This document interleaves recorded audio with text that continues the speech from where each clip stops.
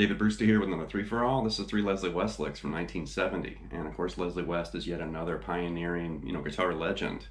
Part of that graduating class, late 60s and the early 70s, and influenced literally everybody that came after him with this really raw and biting tone, sharp phrasing and sharp picking attack and pinch harmonics, bending, vibrato, all kinds of stuff. And, phenomenal guitar player. And I've had a lot of requests to feature Leslie that have been kind of, stacking up, in recent months. And also some of the reports, the news, his health is failing. He's not doing very well. I think he's in the hospital right now. So when I noticed those requests and I've seen some of the news reports, I thought, you know what, I'm going to go ahead and do this now because this year has been impossibly hard for everybody. And we've already lost, Eddie Van Halen, Neil Peart, and some other, musicians. And I'm not trying to predict what's going to happen with Leslie. I hope he has a full recovery. But I really wanted to pay tribute to him and feature, some of his fiery licks because there's some great ideas in this lesson.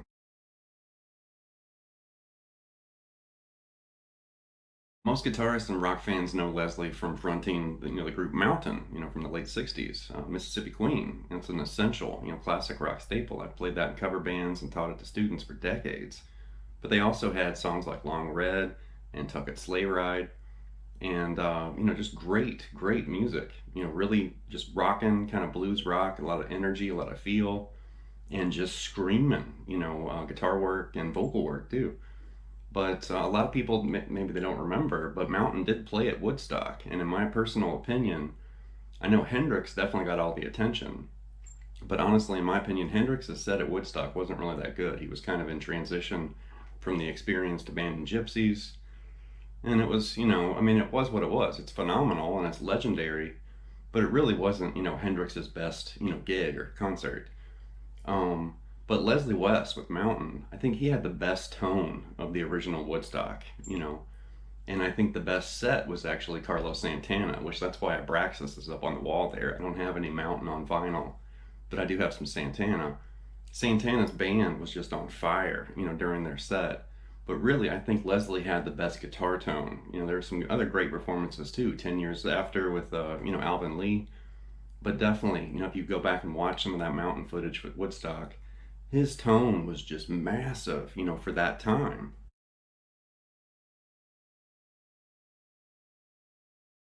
The licks in this lesson actually came from an old bootleg from 1970, and Mountain was playing in Cincinnati, Ohio. It was like this midsummer, concert. And the song in the footage, it's Streams of Milk and Honey, and he literally plays the guitar solo before the song, and then they start rocking and jamming.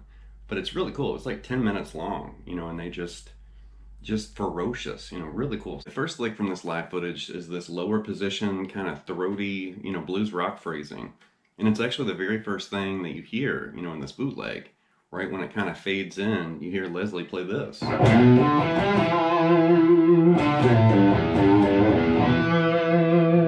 more time.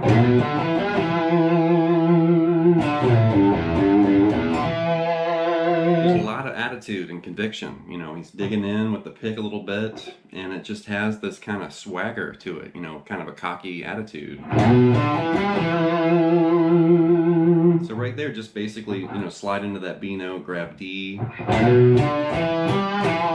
and you're literally targeting that E right there on the A string. And then come down like that. And after you come down, then just grab that G note, kind of a little, couple half step bends, hit the low E open, and then target that E on the second fret there on the D string.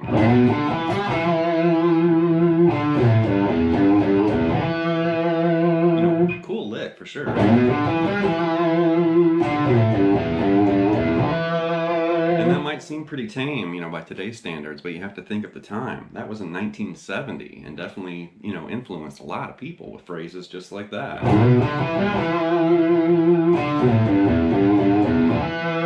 Here's the footage from 1970 with Leslie, playing that lick.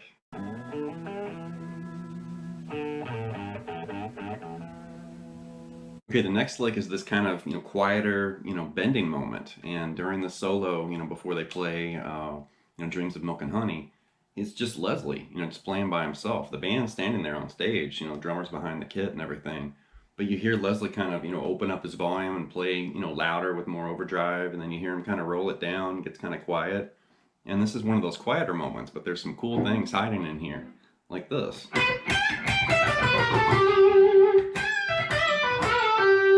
One more time.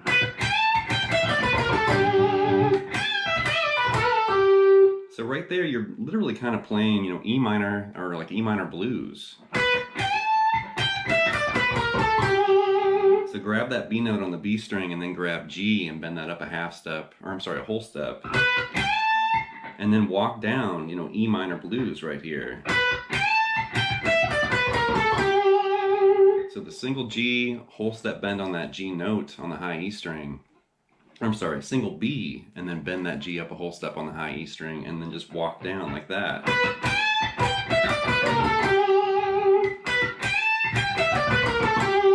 And he's definitely kind of digging in again, picking kind of hard, and putting a lot of attitude in that lick. And then he starts doing this really cool like bend and release with a pull off. Like that.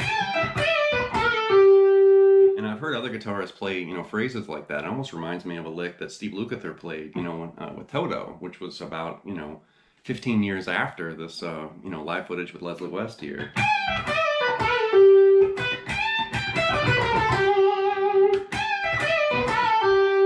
Cool lick, and I love those kind of, variations on bending ideas like that. Cool stuff.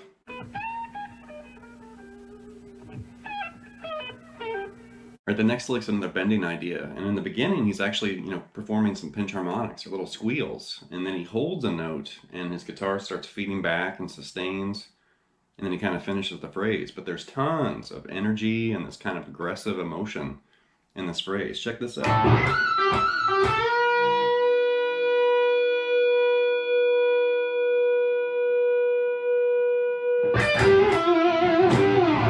One more time.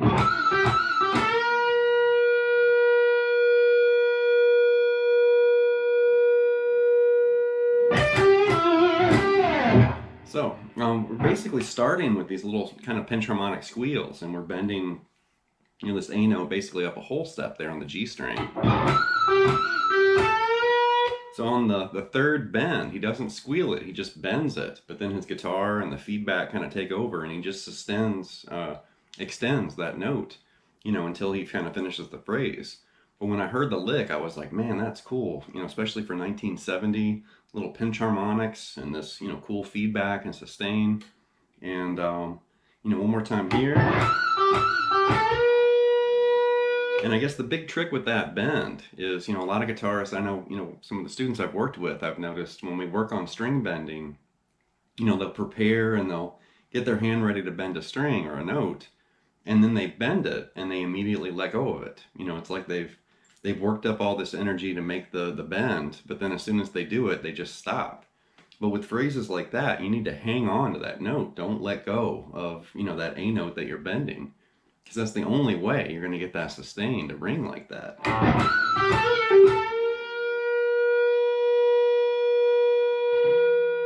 Sit there and look at your watch or whatever, but hold that note.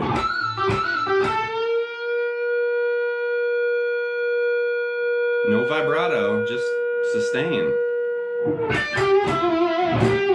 And at the end, he just grabs this D, moves over to that G, kind of a smear bend, grabs the E on the D string there on the 14th fret, and then just slides off G on the G string there on the 12th fret.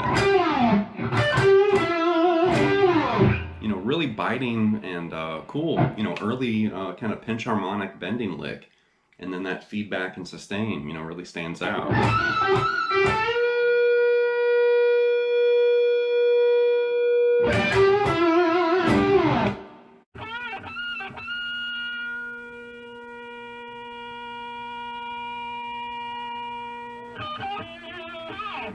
Here's a bonus lick from this live footage, and it's another bending idea in the beginning, and then it turns into this fast pull-off run. Something like this.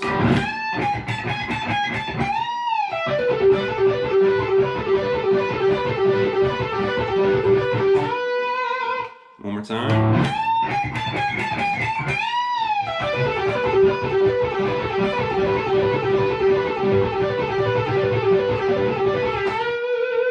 So right there you can see we're grabbing this G and we're bending that up, a whole step in the beginning. And then he's basically, bending that G up to A. And then you kind of hear him basically release the bend to a half step and then back up a whole step and then a half step and then a whole step. So he's kind of milking that bend in those in-between, places. And then he basically almost overbends that same note. It's like a step and a half. Then basically pull off there on the B string. And then he does this fast pull off, basically G to B on the B string and then A to G on the G.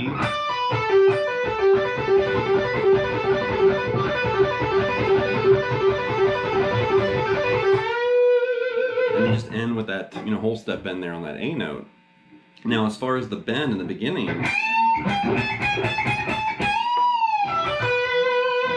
that's kind of, like I said, that milking kind of the bend there.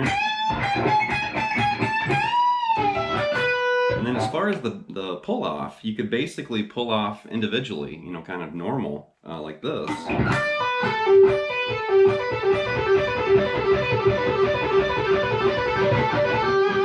But I don't think Leslie's playing it that way. I think Leslie's actually just barring the 12th fret right there and literally just pulling off like this.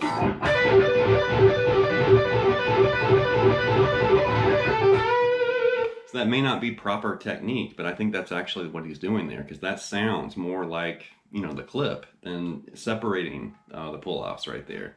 I think he's literally just doing that little partial bar and then just very quickly pulling off like that.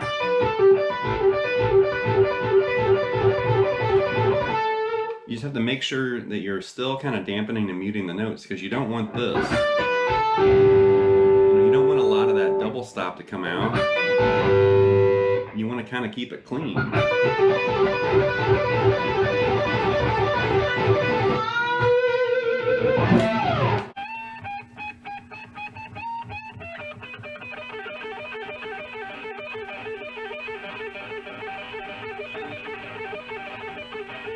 It's going to wrap this look at 3 Leslie West licks from 1970, and definitely Leslie is another guitar legend, very important, very influential, very respected, worked with a lot of people, in his career for sure.